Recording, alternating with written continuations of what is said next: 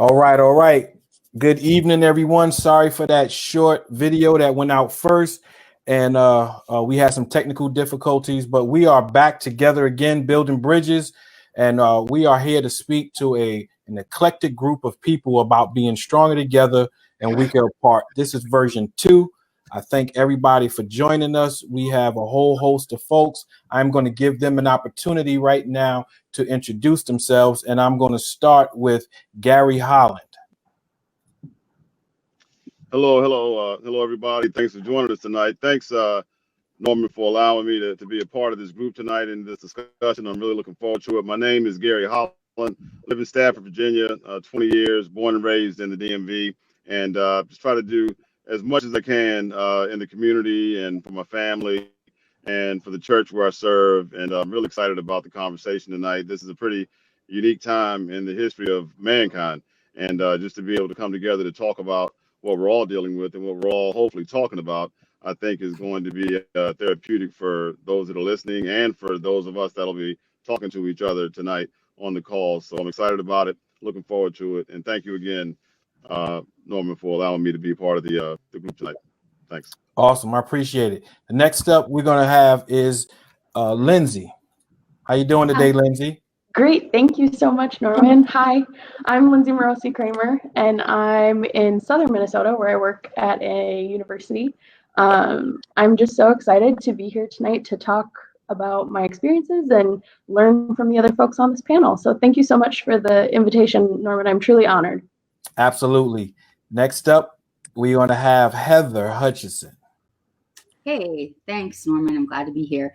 So I'm Heather Hutchison, and I also live in Stafford and know Gary. And I have a company called the SoundMind Collective, and I have a team of people who private and public sector groups, and we do things that's a comprehensive plan about changing what's happening behind the scenes in these organizations with race relations. So not just the implicit bias training, I'm talking about whole new strategies and education and all sorts of things with an amazing team of people. So I'm really glad to be here. Awesome. Thank you so much. Next up, we have Miko. How you doing, Miko? Hi. Hi. My name is Miko. First, I want to thank Norman for inviting me on this discussion. I hope to bring some clarity and be educated and educate others. I'm located here in Fredericksburg, Virginia. I also attend church with Deacon Murray, as I know him to be. And I'm just glad to be here today. All right. And then the last person on our panel is Brian Johnson. Brian, tell us a little bit about yourself, sir. Yeah, thank you, Norman. Norman and I, in our day jobs, work together at Best Buy, and we've known for going on 20 years now. A little bit about me: I live in South Minneapolis, is where I call home, right near the epicenter of a lot of what's happening right now in this country and the world, really. And just super glad to be here and part of the discussion. Awesome. I thank everyone for joining me this evening. It has been a pleasure and an honor to just to get to know you guys in just many different ways. As everyone said, I know you all in different ways and different connections. And so tonight we are going to continue to have this discussion about being stronger together and weaker apart. And so as we continue talking about the race relations that's going on in the country today, I want to start with a question. And Lindsay, I want to throw the question to you first. And the question is this: what or how has this time in history changed your perspective on race relations? Sure. So I think it's changed my perspective in a lot of ways. So I work in higher ed, and I am lucky enough every day to go to work with a lot of different kinds of people. And they drive me to want to be a better person and work on their behalf. And so I think the biggest change for me has been realizing that while I'm lucky enough to have that kind of environment where conversations like this are had regularly in higher education, we're always pushing our students to have these kind of conversations, that a lot of people aren't having these conversations regularly. Right. But I also think that it's been so eye-opening as I've dived in a little bit further in how it's my responsibility to get out there and to have conversations like this with people I know and don't know. It's my responsibility to get out there and, you know, watch documentaries and read new books and not ask other people to put that information in front of me. And I think right now in the world, we're so lucky, you know, the devices everywhere. Right. I can go on to Google and I can look something up and I can learn as much as I can and then bring that to conversations like this to learn more on my experience.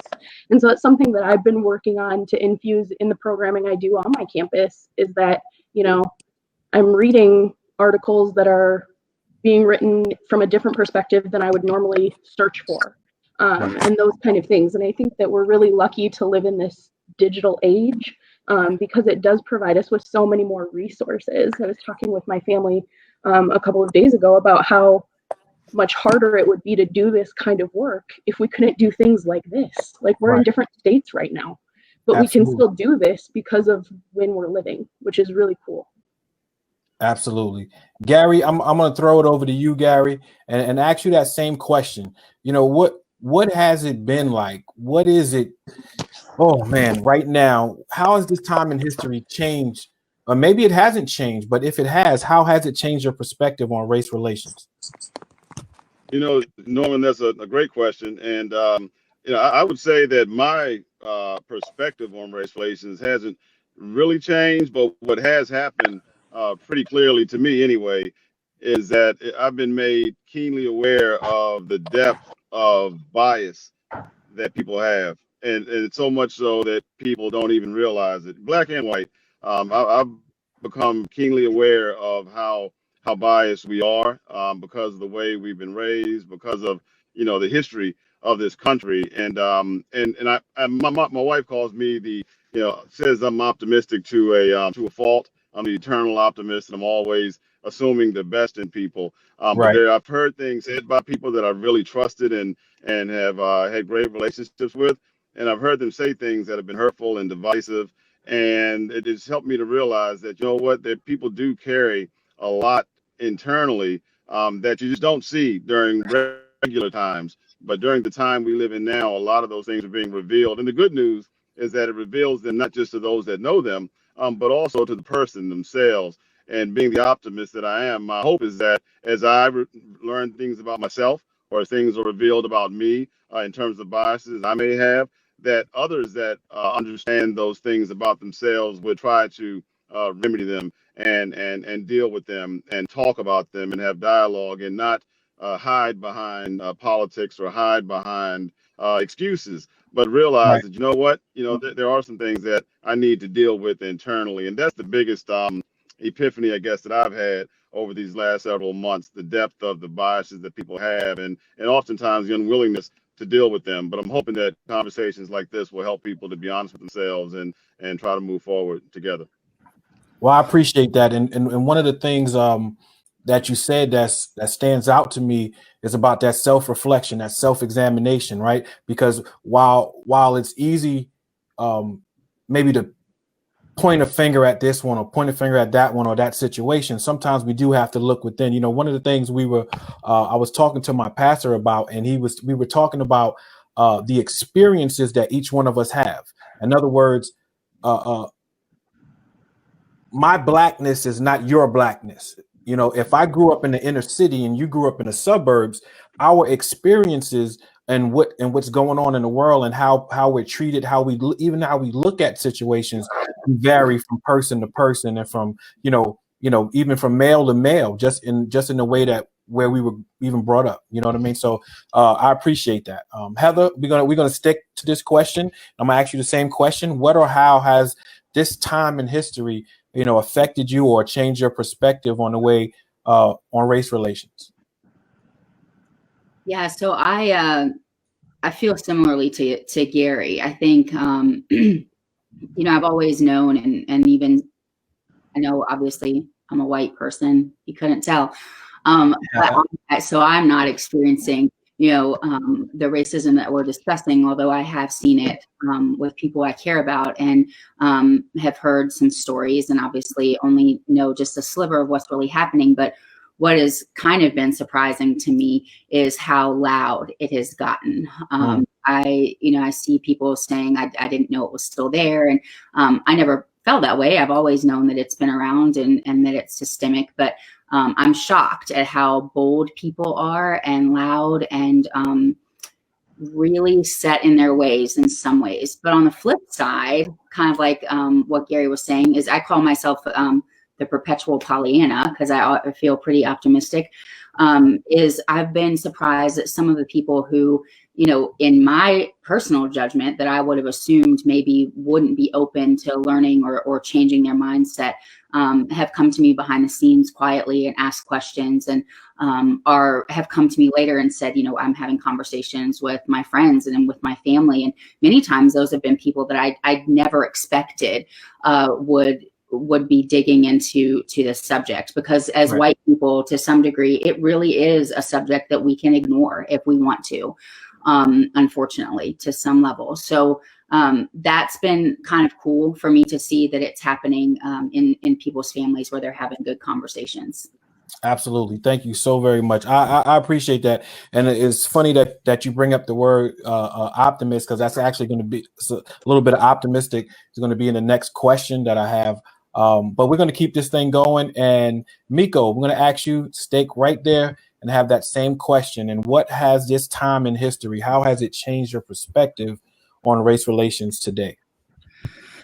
Well, and it's funny how you worded this question, because you stated that how has this time, and I think it's been plenty of times that history has repeated itself, and I agree with everybody that's already spoken.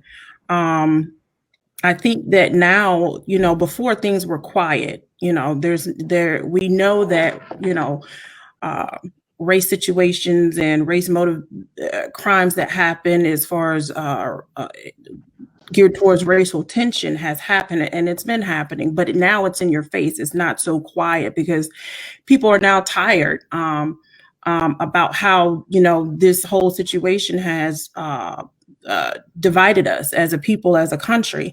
And I can speak for that from all different perspectives as being a mom and having to raise sons that are Black, of course, but also in the perspective as as far as the military, because what our relations is that we chose to serve our country and protect. We're foreign and domestic, but I've since seen some division between my counterparts as far as in the military of the certain way that they think. And maybe they haven't been educated because yet again, we have some race situations that happen in the military, but now it's so much in your face that you have to have conversations about it. We were just in a few hours ago, earlier today, we were talking about how to combat those conversations. And some of the things that was said or talked about made people uncomfortable because we really never had to deal with that in that respect. As a military personnel in our daily activities is that we're given a mission, we do the mission, we come together as a team, and that's what we deal with. But when it comes to the color of our skins, sometimes there's a division and there's a bias, and you never know what your battle that you fought with in a war may think about you, or maybe some things you have internally that you never thought would come out about them. So I am optimistic about change, and I hope that change eventually come. But I think we've only kind of top, because it's an iceberg, I guess, how I can describe it. Like we're just at the tip of it when there's so much other situations that's underneath that we definitely need to tackle. Absolutely. And I appreciate that. And that analogy about the iceberg, so many people don't understand that the iceberg that you see on top of the water is only a small piece of what the iceberg really is underneath the surface. Right. So thank you so much. I appreciate that. We're going to go to Brian. And so, Brian, I have to preface Brian just a half a second. Give me a second, Brian. So again, in the beginning, I told everybody that Brian is a friend of mine. We co-workers for the last 20 years. But also very important to me in this conversation is that Brian actually lives, is it 3 blocks, if I'm not mistaken, 3 blocks away from where they murdered George Floyd. And he is a photographer, and he took some awesome pictures, and he was out there while this was happening. And even though I know we're using the word ally, sometimes I feel like the word ally does more damage than it does good, but I understand why we use it. And Brian is definitely a friend. And the reason why I'm saying the word friend is because Jesus said that he was a friend to us. And so if we call you friend, that's a special thing. So Brian, I got to ask you the same question, my friend. What or how has this time changed your perspective on race relations? Yeah, thank you for the kind words, Norman. It's affected me deeply. Brian. Oh, am I muted? Can you hear me? Yeah, we can hear you. Okay, sorry. It's affected me very deeply. And as you mentioned, I do live 3 blocks from where George Floyd was murdered. I've been up to the memorial site dozens of times over the course of the last 45 or so days. And I think for me personally, it is, and I don't have a good way to explain it other than proximity to what happened, and seeing it like kind of firsthand in front of me has made me, I'll say it's been a wake up call and really a call to action more than anything else. And that I've been someone, I think, kind of like a couple people sort of touched on, as a white guy who it was kind of easy to pretend these kinds of things didn't affect me directly, even though I certainly knew racism existed, and I certainly thought that was disgusting. What had I personally put at stake to help fight that, or to help, build that bridge, so to speak? Not a whole lot, if I'm honest with myself. And this was like a slap in the face, and it made me like look in the mirror.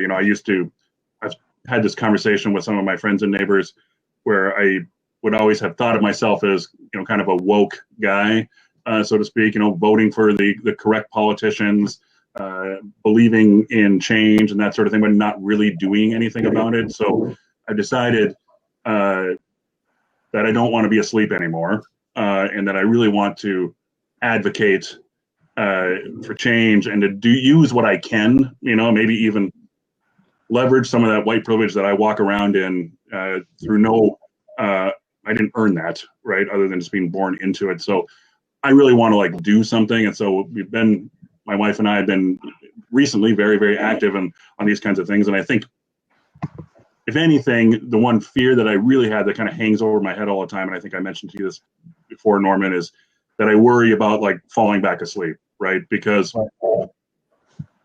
systemic racism is insidious, right? So it's super easy to kind of fall back into this bubble that I lived in before, and I don't want that to happen. So I'm trying to keep going. Well, I appreciate that. I'm going to come back to what you just said, Brian, in a second. But Gary, I know you have another appointment as well, but I do want to ask you another question here, Gary, before you go, if that's all right, sir. And Sure. That question is, it's about being optimistic, right? And so you're out here in the community, and you're doing a lot of things in the community to build bridges, right?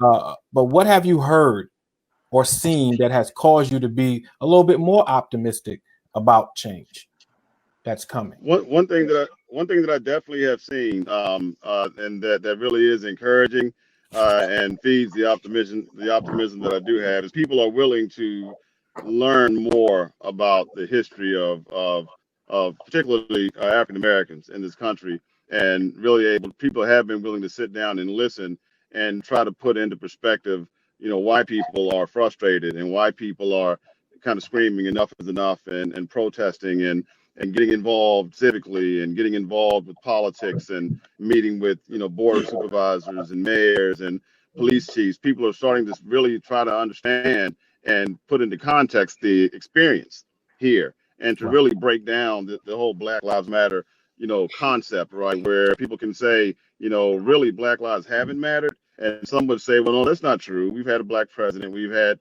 Oprah, we have LeBron James and all these millionaires, but they are willing to sit down now, several people, and listen to the story from not just slavery, but Jim Crow and convict leasing and redlining and the GI Bill not being made available to Black veterans, and the war on drugs, and the unfairness with sentencing guidelines and death row percentages and police stops, and people are now beginning to put all of that together and understand that it's a reality that Black lives haven't mattered as much in the United States over the last 400 years or so, and people are tired of it. And when people finally sit down and listen to that and begin to really get their head around it, they're willing to be more empathetic and more willing to team, and as you mentioned, become allies and partners to try to change the narrative, change policy, change society, and to change our relations. So one thing that I have seen that causes me to continue to have optimism is that people are willing to stop and listen now and participate in conversations like this to put the entire story into perspective. And when you do that, you can't help but understand. You may not agree with people's responses, but at least you'll understand and be more willing to let some empathy flow and work with folks to make a change. Right. Absolutely. And you know what? I thank you for that. And I feel like you was in my a lesson that I'm going to be talking about later on, some of the things that you just said, and whether you're on or not. I know you can always catch this later on, but I appreciate that. And one of the things that I do want to say, based on what you just said and a little bit what Brian talked about, Brian mentioned about white privilege, and you mentioned about people willing to sit down and listen. And so I told you that this whole building bridges is not just about educating white people about Black people, but it's about educating everyone. And so one thing I want to say to my Black brothers and sisters and my Latino brothers and sisters that are watching this right now, that understand that there are some that Brian mentioned about walking in white privilege. There are a lot of people that are walking in that, but they don't know that they're walking in it because it's their reality. It's what they've always known. It's what they've always been accustomed to. So don't be so quick to just say, hey, white privilege, as if they know, just like they don't always know how we feel and what we've gone through, because they can only look at the news, and every time they turn on the news, they see something negative about a Black person. And so just try to look at it from both ends of the spectrum, because we still live in a country today that you can go into a place, and if I'm not mistaken, two of you live in that place in Minnesota where there are places out there where there are no Black people at all. And so to say that the people that live there that are white are walking in white privilege, they don't know that they're walking in white privilege, because that's all that they know. They haven't been around anyone else. And so like I said, I'm looking to educate. And so our brother Gary had to go, but like I said, there's always something waiting in the wing, and we got a brothers waiting back there by the name of Dante. All right, Dante, I'm gonna give you a second here, sir, to tell us a little bit about yourself, introduce yourself, and I'm gonna keep this going. All right, sir? Yeah. Hi, everyone. My name is Dante Curtis. I am living in St. Paul, Minnesota. So I'm on the other side of the river from where George Floyd happened. And can you hear me? Yeah, we can hear you. All right, cool. Yeah, so I'm on the other side of the river where George Floyd happened. We definitely had our uprising here in St. Paul. I'm about a half a mile away from where the riots and the fires happened on our side. Probably about 2 miles from where the murder happened. Yeah, I am. I do full-time diversity and inclusion work. So I'm talking about race every single day, race relations, and really focus on action. So yeah, that's me.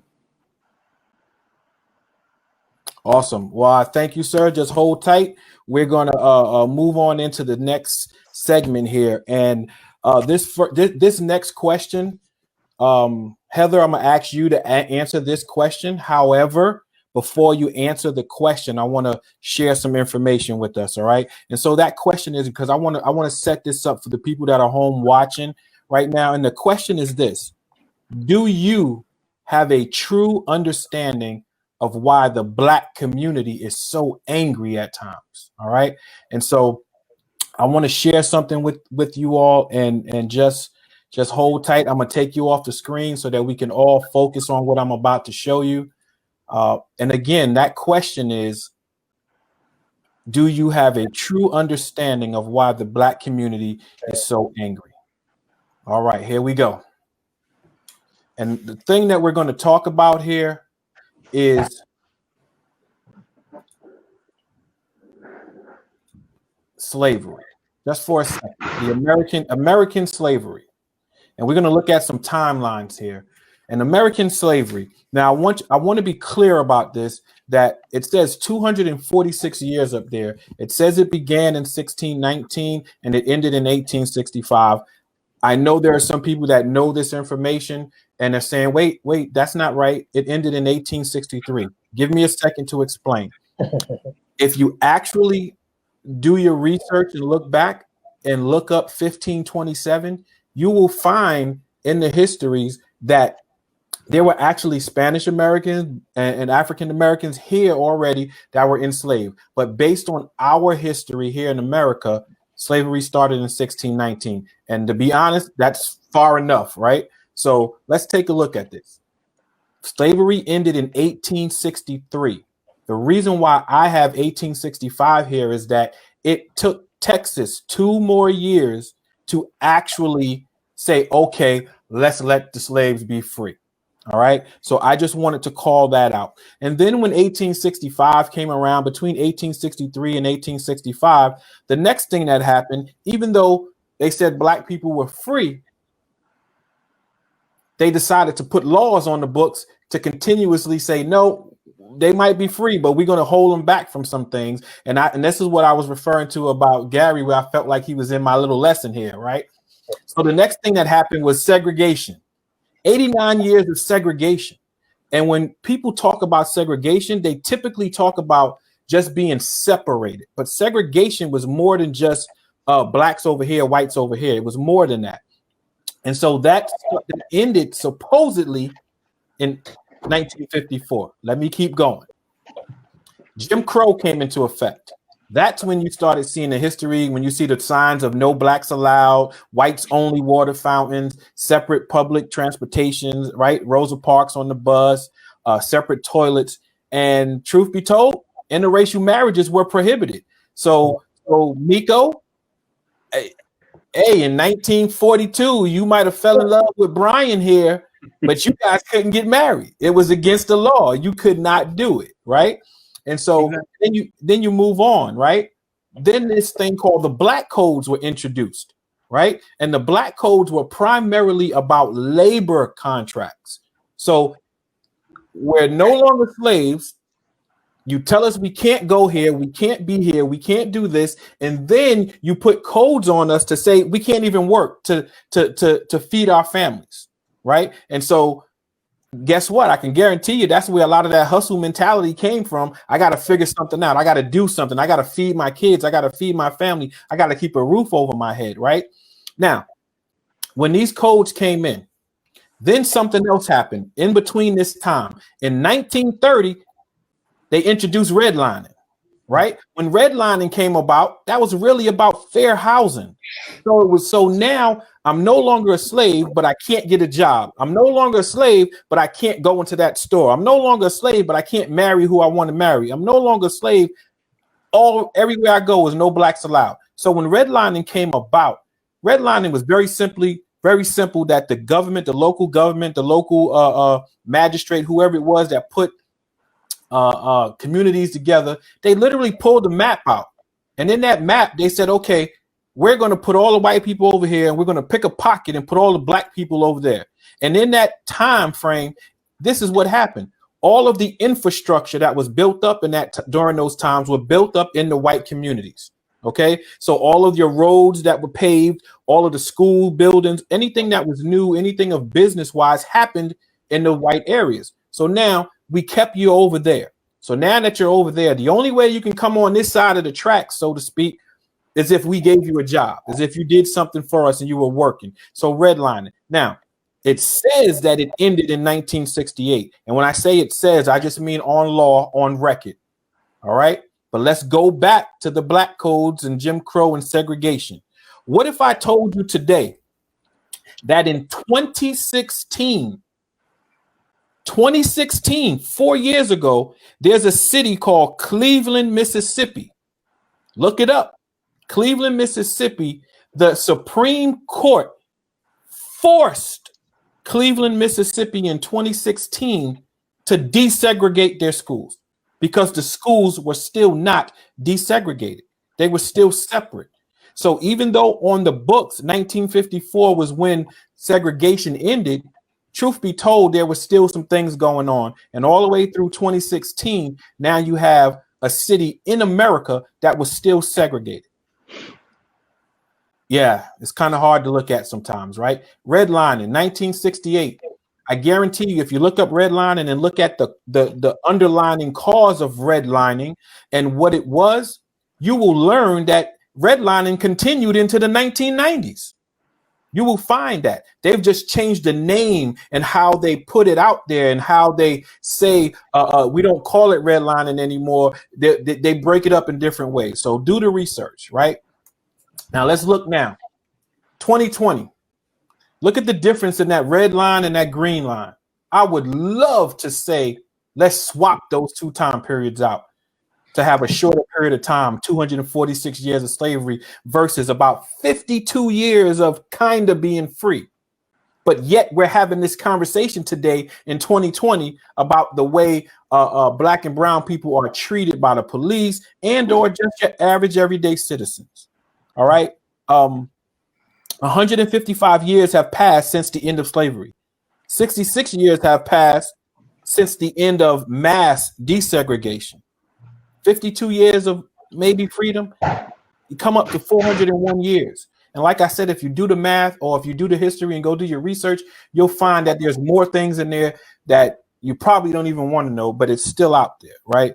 And so now, Heather, I'm going to come to you, Heather, and I'm going to ask that same question. Now that we done looked at this information, do you have a true understanding of why the Black community is so angry sometimes? Yeah, absolutely. Obviously, I live in white skin, so I only can understand it to the degree that I'm educated and I have relationship with people who don't look like me and listen to them and watch them experience these things in their lives. But it's angering for me. And I've had this conversation with several of my white friends, and I've said what's difficult for me to understand, which I'm preaching to the choir, is how you can come with this kind of factual information and still have white people who can choose to say, I don't buy it. You know, right. It just seems like, I mean, I feel like it's a human rights crisis. It's a humanity crisis. And we have allowed this crisis to go on for far too long. And angry, that's an understatement. In fact, I've been incredibly blown away and humbled by the grace that I've experienced from the Black community, who've just welcomed people who maybe just realized things yesterday and said, come on in, we want you, to join your voice to ours. And I think, right. I don't know that the white community is that gracious, to be honest. And that has been an incredible experience for me to see the grace and the strength and just the willingness for the Black community to say, yeah, we're angry, but we see that you understand. And so right over, Absolutely. And just based on that, right, I've said this in the last event that we had, this last conversation, and that most Black people, I got to say this, nobody's for violence. Nobody's for tearing things down, right? And I'm not for it. I'm not for the violence. I'm not for the looting. I'm not for none of that. But I just don't want to make it so that there's no misconception that I don't understand why it's happening, because I do. I understand why. Not everyone is in the same place when it comes to their emotions and how to deal with those emotions. And sometimes they boil over, right? So, Lindsay, I'm going to bring you in here now, Lindsay, and ask you that same question. Maybe you knew some of that information that I put up. Maybe you didn't. But do you understand? Do you have a true understanding of why the Black community is so angry? So I think for me, it's an understanding, but it could never be a true understanding because, like Heather said, I've never had to walk that. Right. I've been very, I'm a white woman and I can go anywhere and nobody says anything to me, and that just is what it is. But it doesn't not make me angry that that's how it happens. It has made me want to understand more and ask how I can be more helpful and be a part of conversations like these. I think I can only understand so far, but yeah, I get it. And I would, if it were the other way around, I'd probably be mad too. And Right. I'd probably resort to whatever I think I needed to do too. I'm a counselor by training. And so, when you go through school to be a counselor, you do a lot of work on trauma-informed behaviors and, understanding how people process not things that maybe happened to them, but have happened to their families or where they grow up and how all of those environmental factors weigh in. And so it makes sense to me, but I can't say that I have true understanding because I've never had to walk it. Right. Well, let me ask you this while you're here. Yeah. Are you okay? I'm fine. Okay. All right. I am fine. It's just, it's hard because when you see it so blatantly in like a graph, just like Heather said, how could you look at that and think, no, it's fine. Like, it's not a problem. It hasn't been a problem for a long time. Right. How long? Not sorry, Dad, I'm about to put you on blast. My dad's only 3 years older than that. Right. It infuriates me. Like, it makes me so mad that, Right. Well, I appreciate your openness, your candor. Yeah, sorry, Dad. He's going to be all right. He's going to be all right. Brian, I got to come to you with the same question, my friend. Again, not saying you didn't know this information already, but I'm going to ask, do you understand why? And I know I could actually say you're living in it, right? Because you literally are living in the community, right? So talk to us about that. Yeah, I'm living it, and I'm living it in white skin, right? Which obviously is a different experience. And I think, much like Lindsay said, I can't truly understand what that's like, but I'll give a couple of my thoughts. As you mentioned, I'm a photographer. I don't unfortunately make my living by taking photos, even though I would really love to. So if anyone wants to hire me, I'm down. But so I've spent a lot of time when everything happened after George Floyd's murder. I sort of capture moments for myself and help me process them by taking pictures. So I did a lot of that, and so spent a lot of time at what we call George Floyd Square, now the intersection of 38th and Chicago, where I heard Black voices saying things that were uncomfortable for me to hear. Anger at white people, anger at the police, which I was angry at the police 100%, but this was a visceral anger that I hadn't internalized before. So to really hear that kind of that voice directly, even if it wasn't directed at me necessarily, was uncomfortable. But I'm like super glad that I had the experience, because it's been helped me see a little bit through the lens of a Black or a brown person that experiences life in Minneapolis so much differently than I do. I live, like, obviously so close to where this happened, and our particular community is pretty diverse. It's about a third Latinx, third Black, third white, but it was a historically Black neighborhood for many, many years. And that has changed a lot, largely through, unfortunately, gentrification, which was a thing that not that many years ago I used to think wasn't a giant problem. I'm like, what's wrong with fixing up the neighborhood? Of course, that's good. Right. Not understanding the negative repercussions that could have. So I don't know. There's a ton of history that I've been like, the stuff you've shown. I certainly knew most of that, but there's things about my particular city that I didn't know before. As an example, kind of the prelude to redlining that happened in Minneapolis, and along with many, many, many other communities, these racial covenants that were deeded on properties that wouldn't allow you legally to sell to a person of color. And that was super common throughout much of Minneapolis and into St. Paul as well. And I'll do a quick plug for a group that has been doing some great work called Mapping Prejudice. You can go to mappingprejudice.org and you can zoom in. It's primarily on Minneapolis, but I think they've gone into St. Paul and done all this research on which houses had covenants built into them. The house that we live in didn't, which I guess I'm grateful for, but dozens of houses a block away have. And just that idea of this over and over and over and over again, this white supremacy finding a way to hold people down. There's no wonder people are angry, and I get it.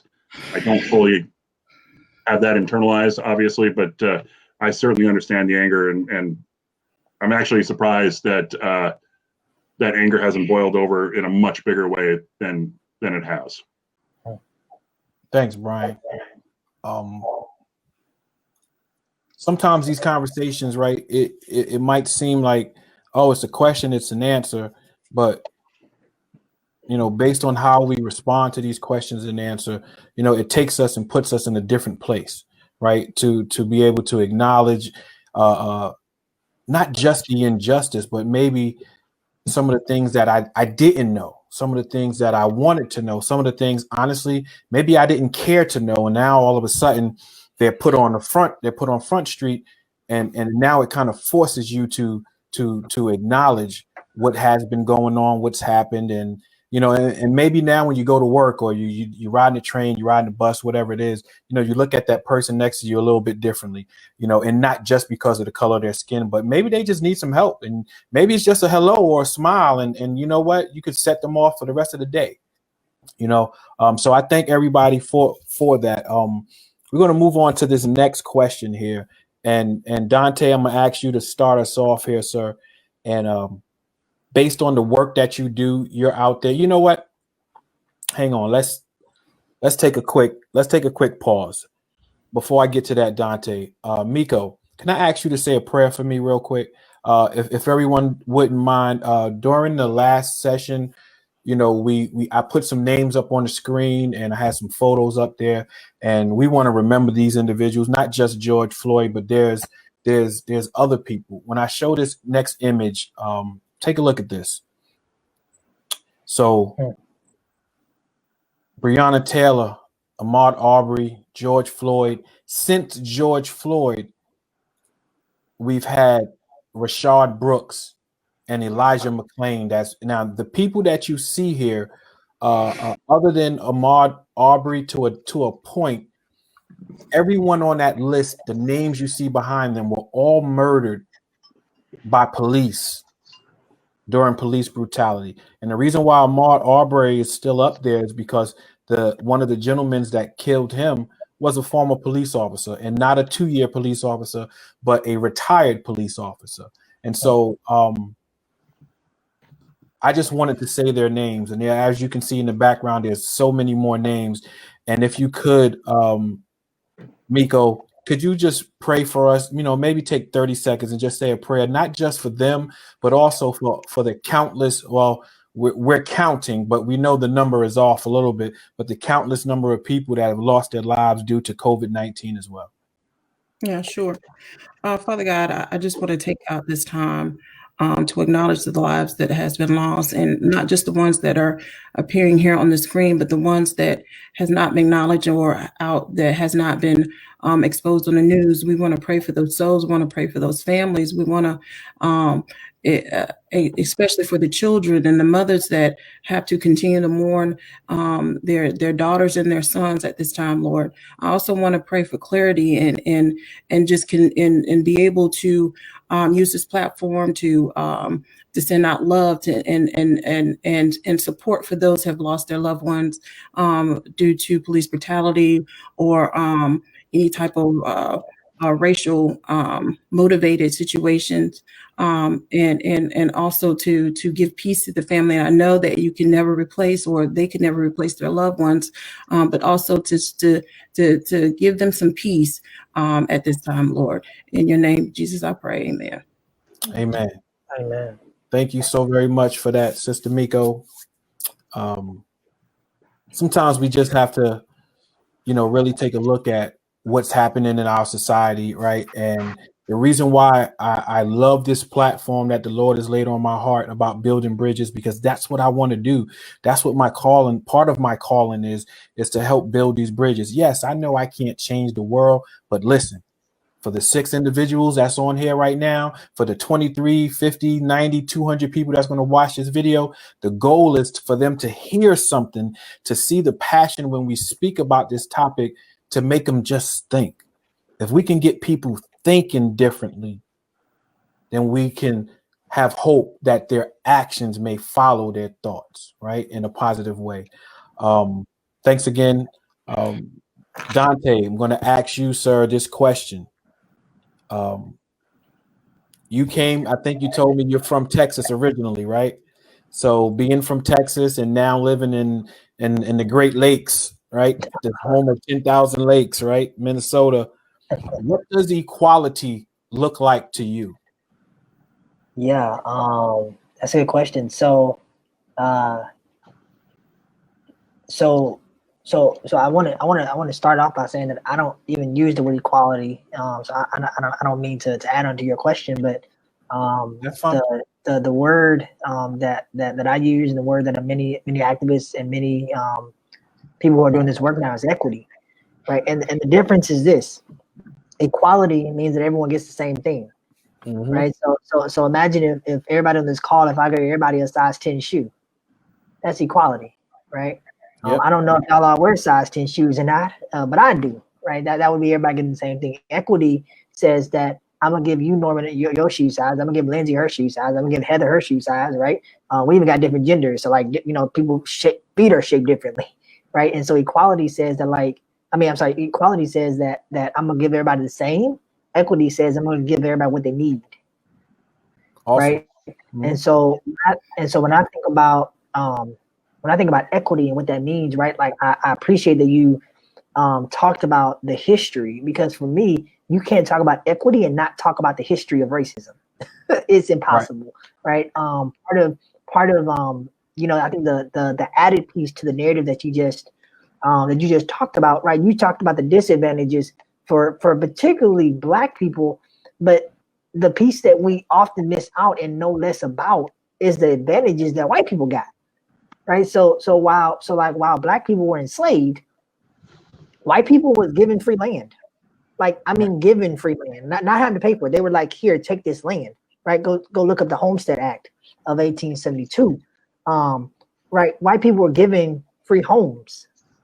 White people was given like free college through the GI Bill, right? And so, like, when we talk about equity, in order to like counterbalance that, like, you just can't give everybody the same thing. You might have to give a certain group of people, in this case, people of color and Black folks, specifically more, just so it can balance out, right? And so when I think about equity, I think about, like, for me, resources pop up, right? We know that equity in the financial sense and the business sense means ownership.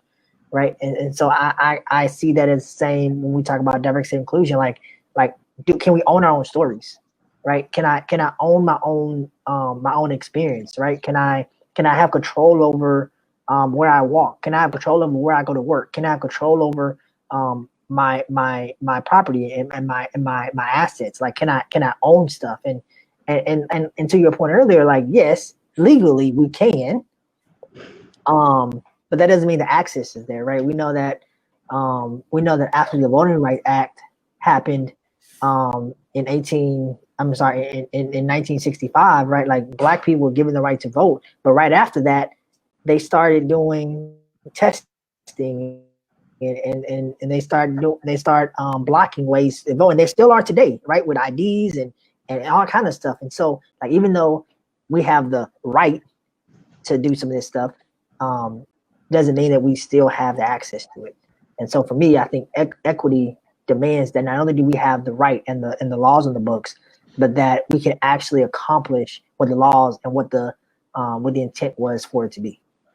Absolutely. So I definitely appreciate the added commentary there. And while I agree 100% with you, I think that's just another way of looking at it, right? Because there are no wrong answers here, right? There's no one way to look at it, but that was definitely a different way to look at it and a correct way to look at it. One thing, Miko, before I get to you, the one thing I wanted to bring up about being equal, right? when I think about the word equality, right? Let me tell you a quick story, right? Talking to a group of white people. Yeah, I want everything to be equal. Everything should be equal. We should all, yep. Until it came to where I live and who I can marry.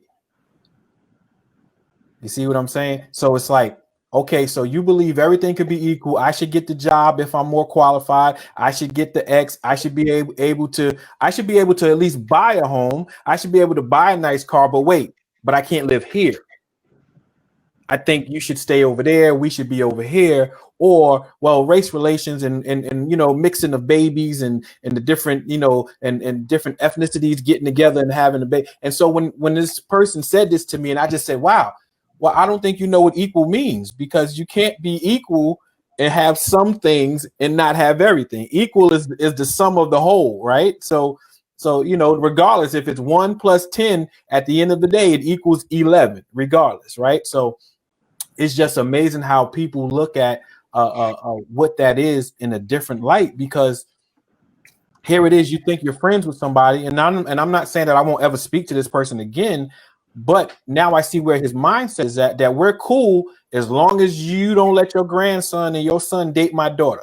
We're cool as long as you live across on the other side of the tracks. And to me, that's how he looks at what being equal is. And Miko, before I let you jump in here real quick, listen to this real quick. Equal, the definition is as great as, the same as, evenly proportioned or balanced, right? So how is that evenly proportioned if I still need to stay over there and you stay over here, right? It just doesn't work, right? When Jesus died on the cross, okay? When Jesus went to Calvary, he went to Calvary for me. See, when we talk about Christ, it is a personal thing about your salvation, but that's a personal thing for me. However, Jesus died for everybody.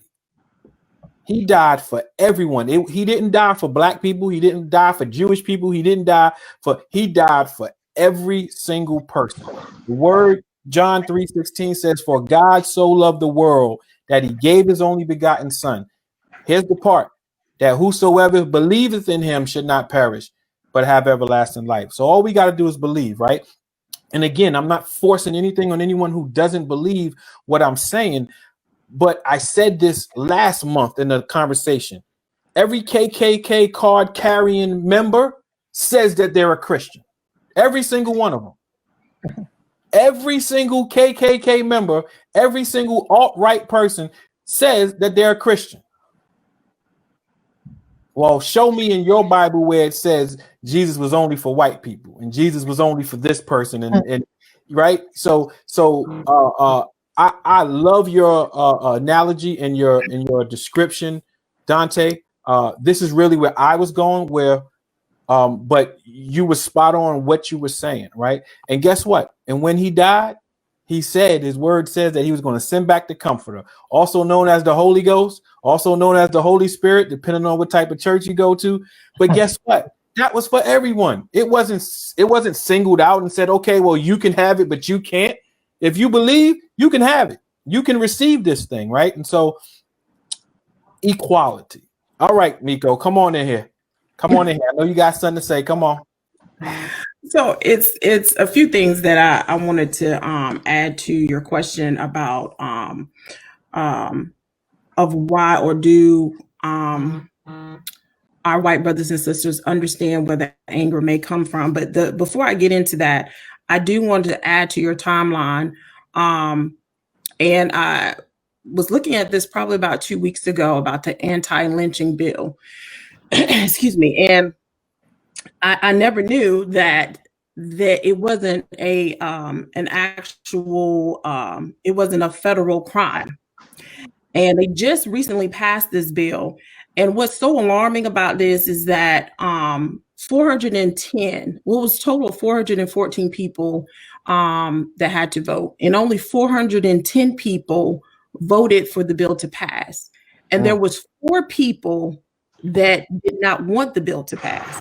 Right. And that's scary, just for that 4 people not to want to pass a bill that's making an anti-lynching a federal crime. Right. That's disturbing for me.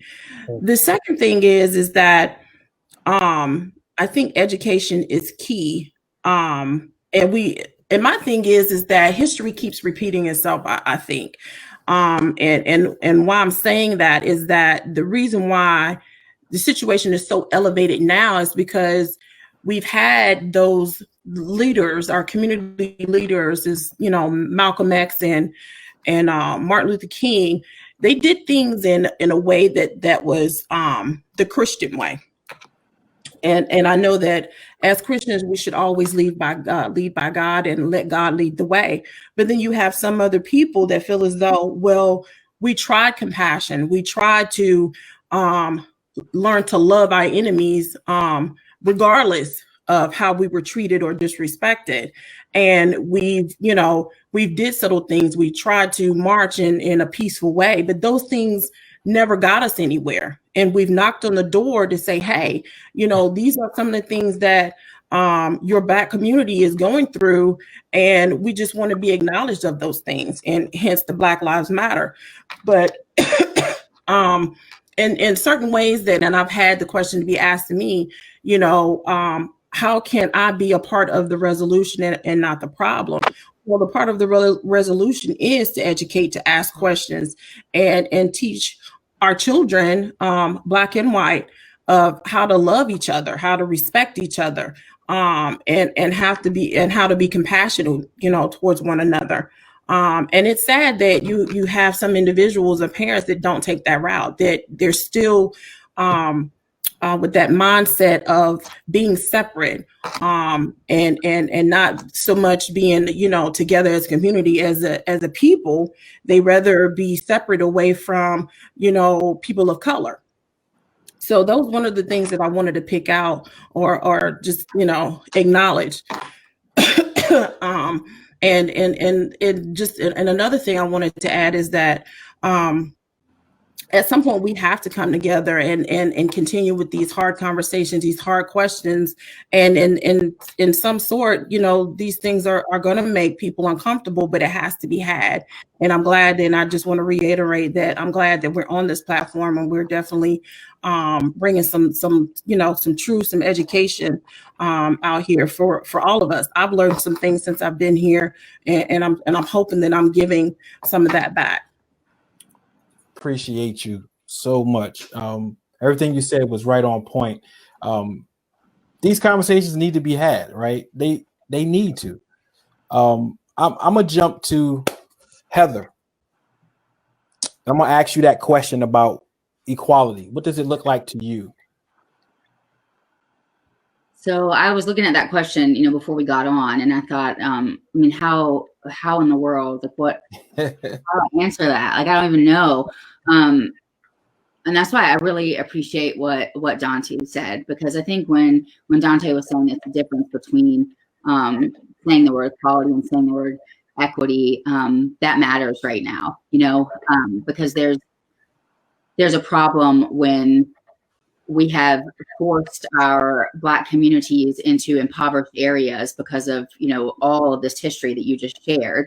And so we can put all of the resources and classes into their neighborhood schools, but if nothing's happening with their family's housing situation or with their income, then that doesn't matter, or we can provide more jobs like we've tried to do through affirmative action. But if we have a group of people who don't have the transportation to get to those jobs, then that's not going to help.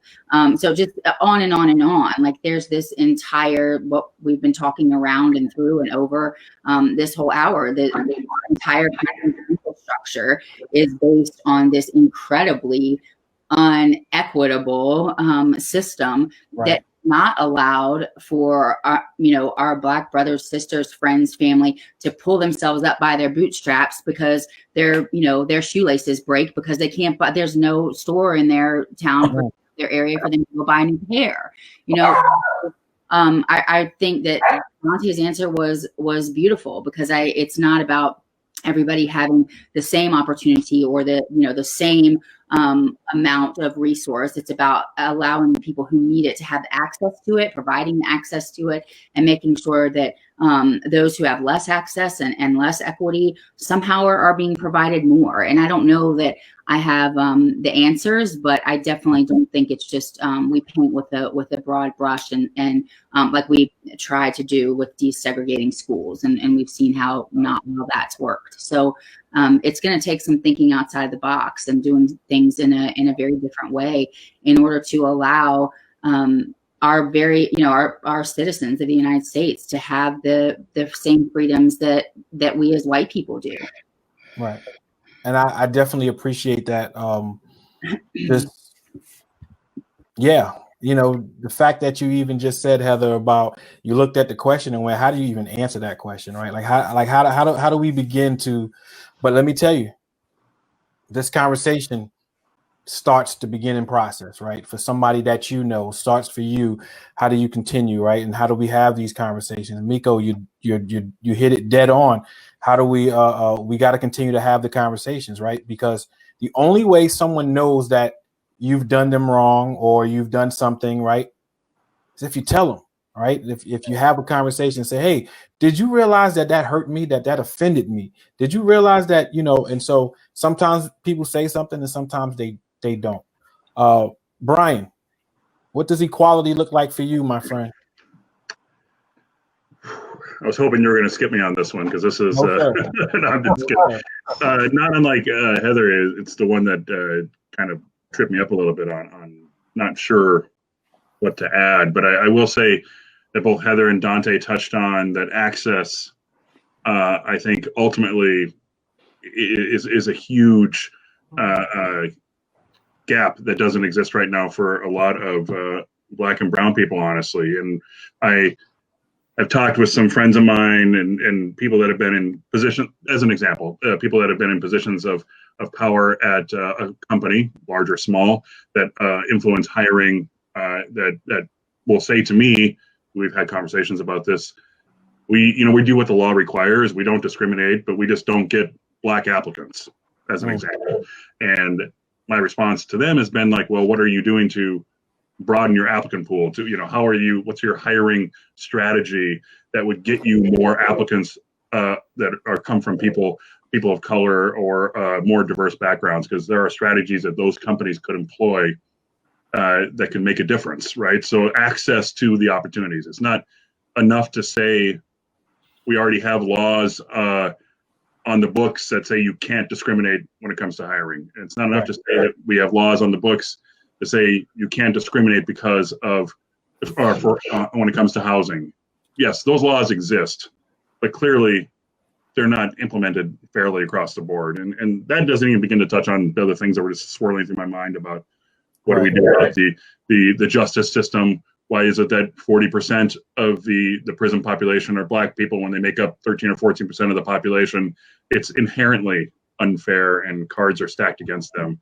And I think ultimately, I've been thinking about this whole time this discussion's been happening, is equity. I think when someone like me starts to be very uncomfortable and not being, just naturally on top, so to speak, is when things become more equitable, right? And I'm part of that supposedly oppressed group of a straight white male these days, right? That is so hard.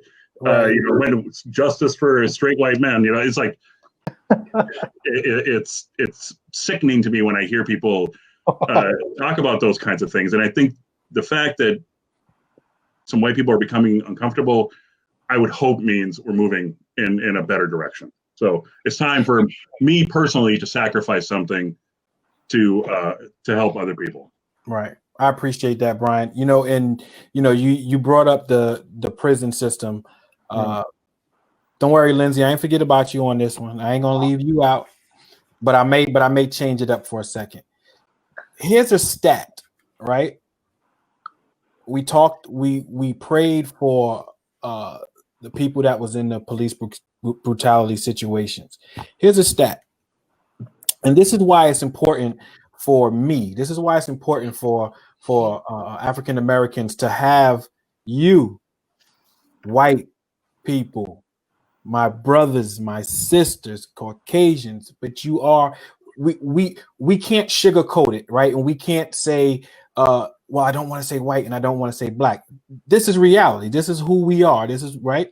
And so it's important that we hear from you. This is why I love this conversation. It's important that we hear from you. And we know not everyone feels the way that you feel, but it's important that we hear from you for those that do say, hey, this is just wrong. This has nothing to this has zero to do with X. This is just wrong, flat out wrong. And here's a stat for you. In 2007, y'all know Michael Vick, right? Both of you. Michael Vick, he was sentenced to 23 months in jail. He ended up spending 21. He was sentenced for killing dogs, for 6 dogs, 3 of which they said he was there and 3 of which they said he kind of wasn't there, right? And I gotta say this, the white community went ballistic. Bananas. They went bananas about this man killing dogs. Now, understandably, I'm not an animal person, but I respect those that have animals because I understand that the animals are they are part of the family. But the white community went ballistic to a point that it forced the prosecutors to prosecute him, and then eventually he was convicted, right? He spent 21 months in jail. He lost about $8 or $9 million in salary based on. Now, I'm not condoning what he did. I'm not condoning that. But what I'm saying is when you spoke up, things happened. It changed, right? Now, here's another part to that stat that you might not know. Michael Vick spent more time in jail than the last 493 unarmed black men that was killed by police. 493. He did more time in jail than all of those officers, all of those killings put together. So you talk about systemic racism, you talk about the unjust when it comes to the prison system and how it works. That's why folk is mad. And so that's why I'm saying to you, I need your help, right? And I'm not ashamed to say it. We need your help. Yes, we should do things, and we are going to continue to do things to push this conversation forward and say, hey, it's time for us to change too. It's time for us, right? It's time, Miko, right? It's time, Dante, for us to look in the mirror and say, hey, what am I doing different? What can I do differently to stop this nonsense, right? But at the same time, I got to tell you, we got to be honest. It's going to come from you. It's going to come from our white brothers and sisters that need to speak up, because when your voices are spoken today, it's heard. Our voices get spoken. It seems like no one hears it unless you hear our voices and you see something break. Unfortunately, right? Unfortunately, but that's how it seemed to have gone. So, Lindsay, I'm going to change up this question for you, and I want to ask you something. At some point, things are going to calm down, because they always do, right? They always do. Things will calm down. And when that happens, my question to you is, how will you keep this conversation going? What will you do to help us keep this conversation going? Well, I feel like that question lets me off a little easy. And so I will say first that I think what you just said kind of informs the way in my perfect world, if I were to wake up tomorrow and everything would be wonderful, you wouldn't need my voice to amplify yours. Yours would be loud enough. In my world, in my perfect world, that would be how it would be. So in order to help make that happen, I think it's so important that after conversations like this are over, that we are moved to action.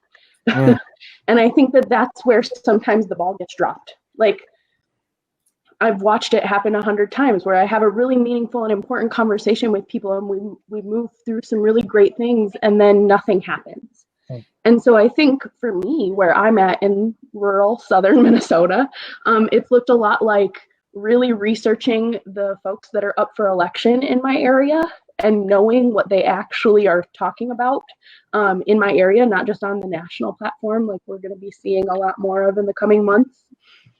I think for me, it looks a lot like how do I move? I work with national organizations in my job, and asking them hard questions. What are you doing about this? How can our campus be engaged in that kind of work? And if you're not doing anything as a national organization, who else do I need to talk to make it a part of your priorities? On my own campus, asking the folks that I work with here those same questions. What are we doing? And if we're not doing it, then why, like, where are we missing that boat? Because there's no reason we shouldn't be on that boat. In fact, let's be steering it the way we want it to go. Right. And so I think for me, it's about that call to action and then actually doing it. And that's the hardest part, right? Like, this part is kind of nice. We're here together. We're having this great conversation. I feel great about it. But then we got to do something later. And so, for example, I work with student activities on my campus. And after this meeting, I have a 3-hour-long program meeting tonight. And one of the things I brought up to my students is what folks that are people of color, Black and brown, whatever, who are we bringing to campus to help our rural, white, predominantly white campus to open them up to having those kind of experiences and having these type of conversations.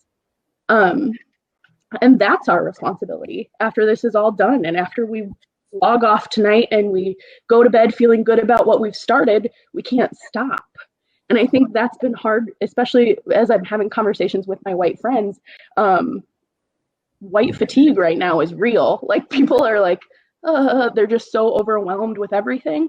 And so I've been encouraging my white friends to continue having conversations, not just in our small groups, but abroad and in their work. And how can they make sure that they, stay engaged in this process? Because you're right, it is getting quiet.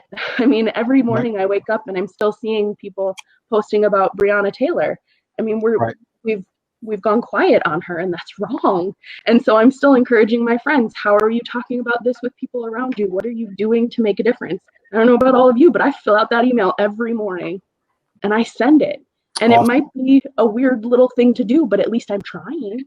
And so I think it's about really being honest with ourselves about, are you still trying, or are you tired and you're sad and your heart hurts a little bit, so you're retreating back to your happy little white place, and that's okay with you? Because that's the difference. If it's okay with you, then best of luck to you on your way. But it's not okay with me. And so I'm going to keep trying to find ways and keep having conversations and keep challenging the people that I can challenge to make a difference. Absolutely.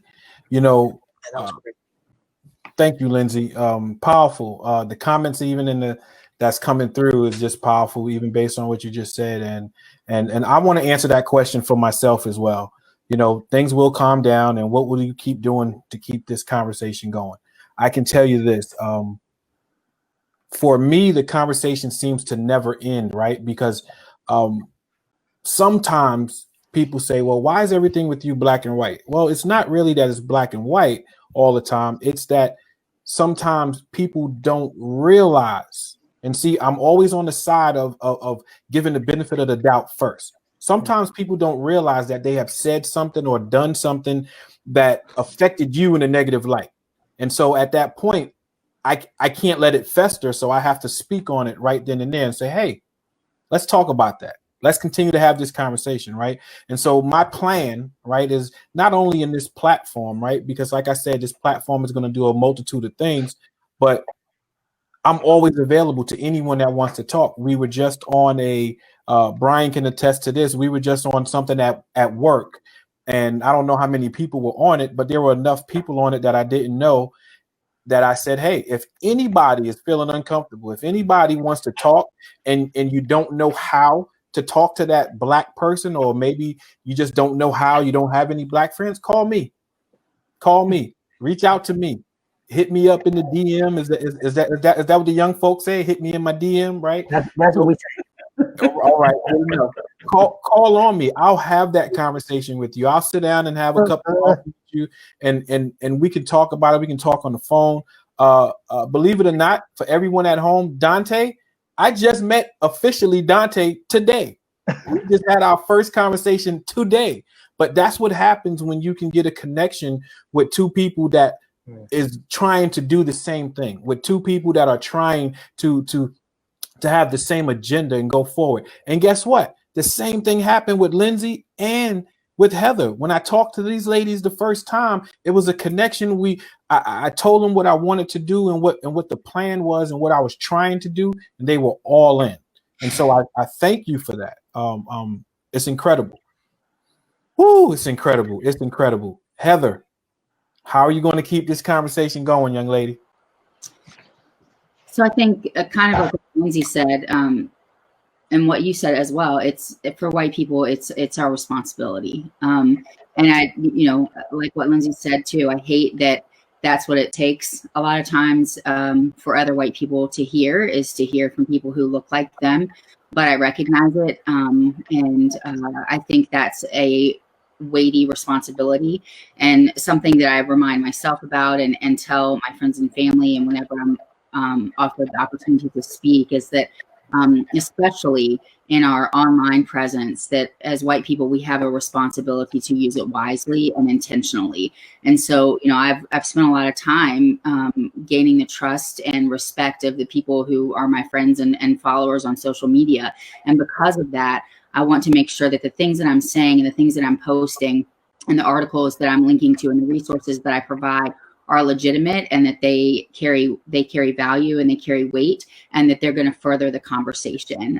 There's nothing more frustrating to me in this ongoing conversation than to hear really angry white voices drowning out calm, authoritative Black voices. And I get, we can be angry, we can be upset, but our role is not to always project that anger and that, defensiveness and all that stuff on our online presence or in the conversation. I feel like it muddies the waters. And so I think for myself and for white people in general, we need to just take an intentional look at what we're sharing and what we're speaking and make sure it stays on topic. And it stays on topic to forward the conversation, not to make ourselves feel better or to let people off the hook, but really to use our voices, our online presence, our position as parent, our positions in our jobs, in our churches, whatever, with intention and honor and respect to the movement.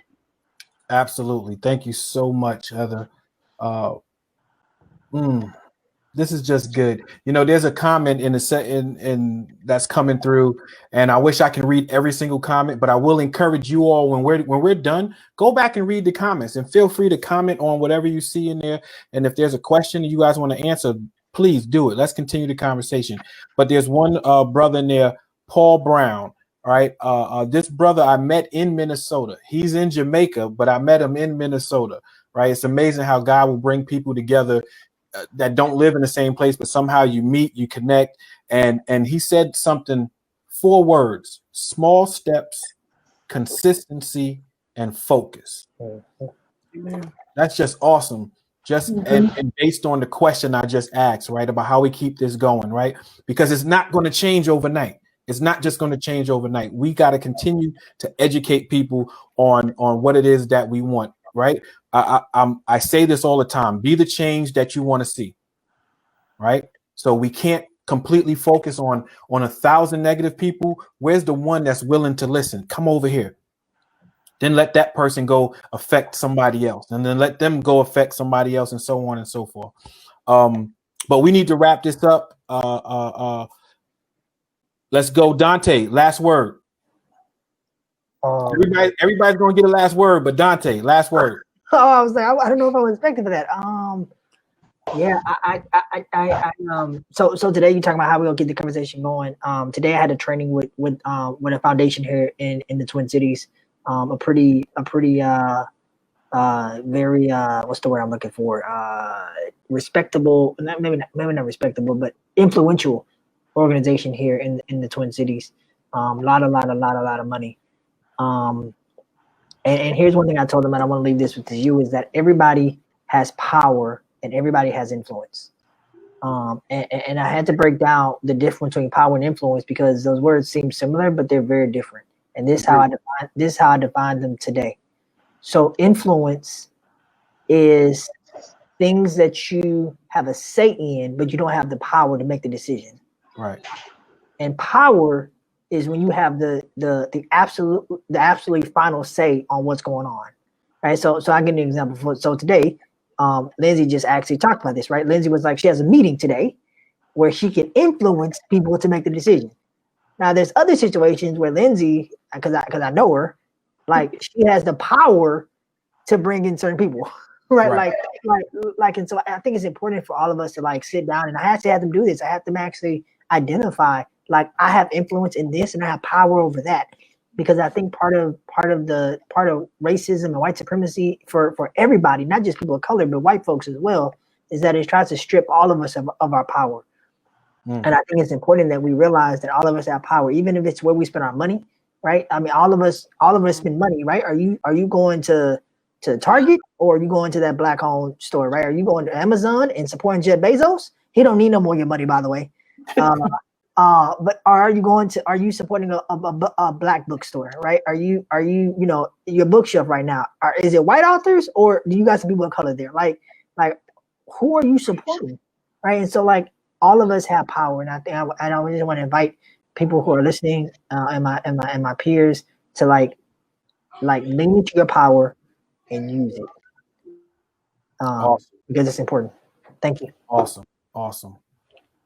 Brian, last words.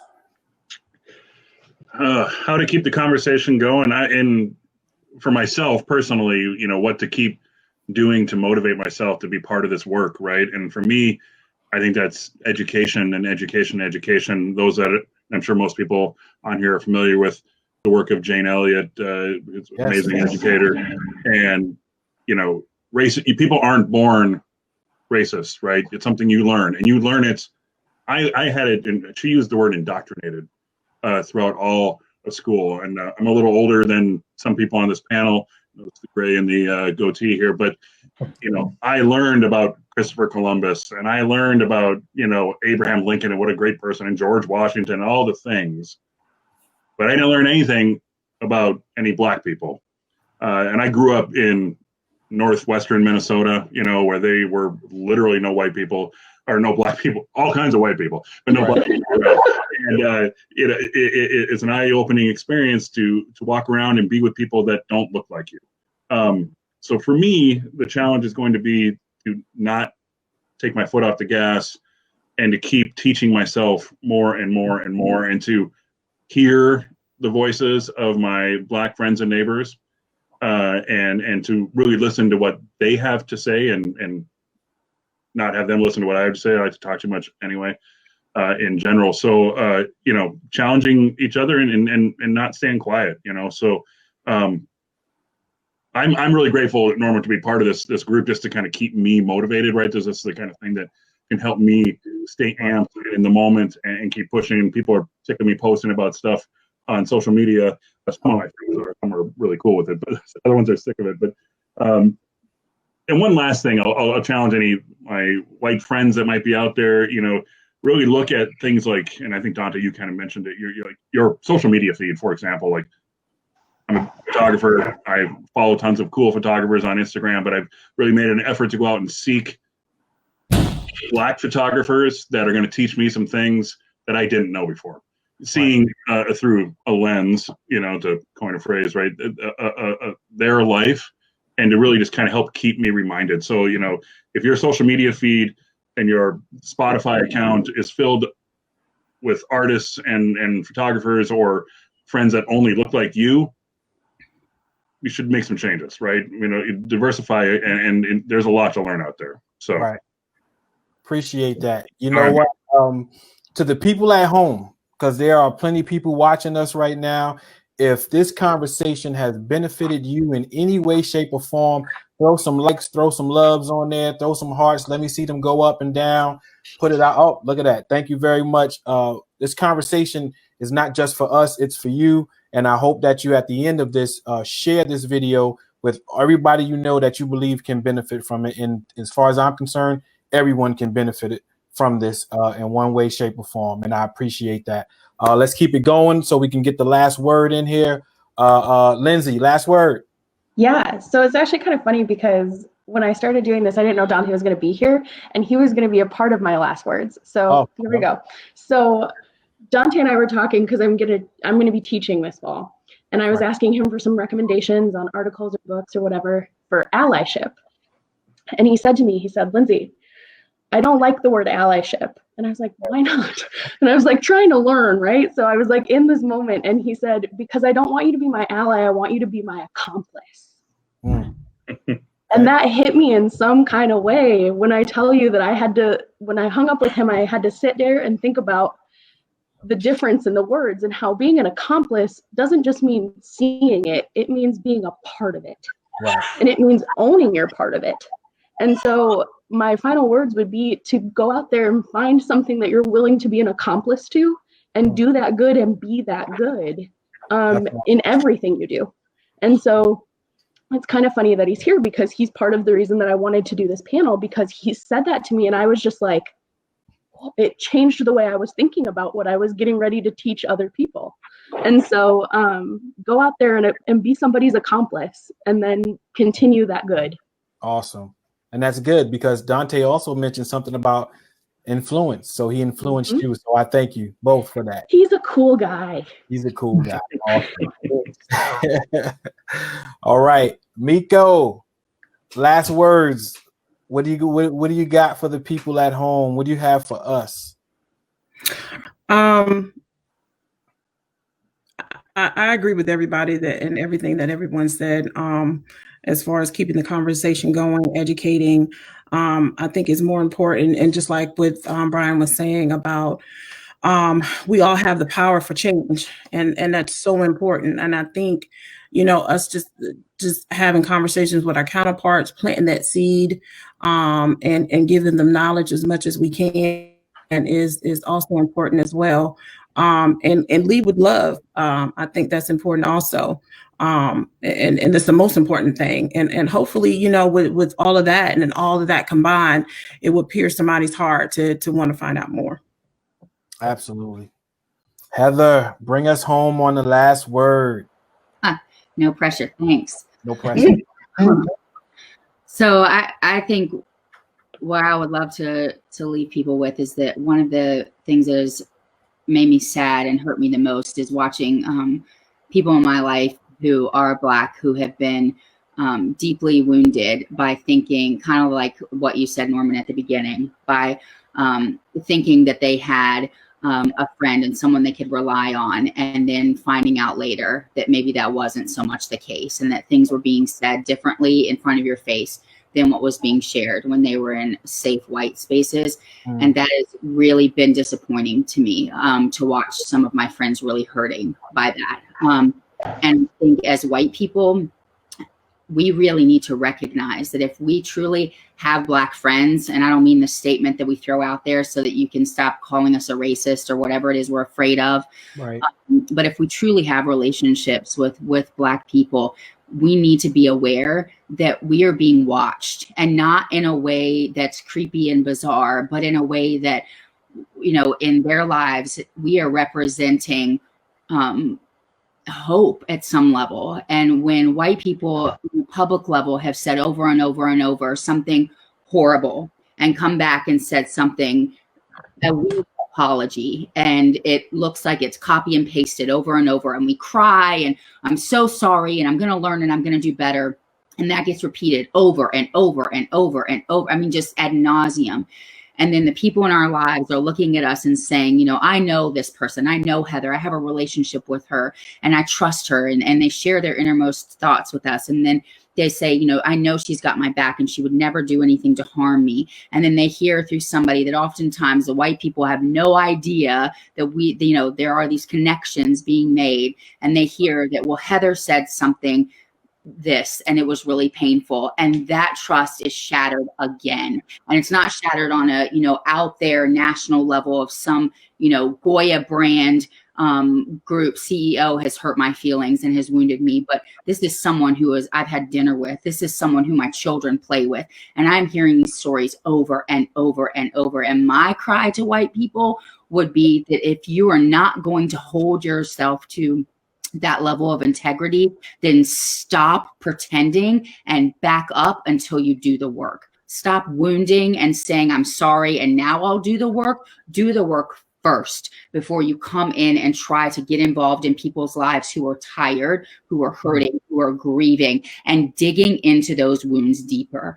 I'm tired of watching my friends hurt. I pray that I don't do that, but I always have an awareness that I'm being listened to and that everything that I say and do could somehow get back to my Black brothers and sisters. And I want them to know that I love them and that I will stand up for them and that I will step in when someone says something gross. So white people, we need to do better because they're watching and listening, and our personal lives, I think, in some ways are doing more harm than some of the stuff that's happening publicly. And I'm sorry, I didn't mean to preach, but yeah, that's a big deal. Listen, you talk to your cousins like that. No, we good. That's what we need to hear. I told you I wanted everybody to be who they are and how you felt. I'm appreciative of it. I'm sure I speak for others that we're appreciative of what you just said and the passion behind it, because it's important. Like I said, we need to be able to know that,